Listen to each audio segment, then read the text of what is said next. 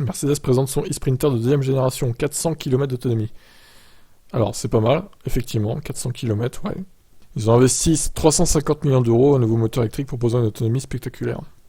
Alors, c'est la batterie qui propose une autonomie, pas le moteur, hein. Soyons précis. Le module arrière, donc, est composé d'un moteur synchronement permanent, compact, avec une puissance de 100 à 150 kW, ou 150 kW, il offre un couple de 400 Nm au arrière. La batterie, la plus grande, a une capacité de 113 kWh, de quoi rouler pendant 400 km, selon le cycle de WLTP.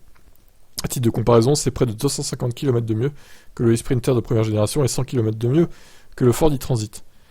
Eh ben, dis donc, mais il va peser un poids, ce truc, ça va être violent, hein. D'ailleurs, pas sûr qu'on puisse charger beaucoup de choses lourdes dedans, puisqu'au final, le PTAC va être très vite atteint, je pense. C'est une première, l'e-Sprinter sera disponible à l'achat en Amérique du Nord. La version la plus longue du véhicule, avec l'autonomie la plus élevée, sera d'abord lancée aux US et au Canada.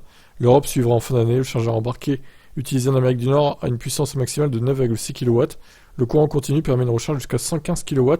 Ainsi, une recharge rapide dure environ 3 quarts d'heure. Alors, ils auraient pu pousser un peu plus pour une si grosse batterie, 115 kW, c'est pas énorme, hein. Si on retrouve le système MBUX à bord, celui-ci n'est pas composé de grands écrans. Ouais, bah c'est pas étonnant, ça reste un utilitaire, après c'est pas une voiture de luxe, quoi. Bon, eh ben écoutez, voilà. Bon, il aura au moins le mérite d'avoir une superbe autonomie, 400 km, hein, c'est vraiment bien pour ce genre de véhicule. Ça peut même faire un camping-car en vrai, hein. Tu peux l'aménager, je pense, en camping-car, ce truc-là, et... Alors ben, ça peut être un camping-car, oui, qui a une très bonne autonomie. Donc, à réfléchir. Ça, on va dire que ça offre une bonne plateforme pour en faire, en tout cas. Qu'est-ce que vous en pensez de ce e-Sprinter de nouvelle génération ?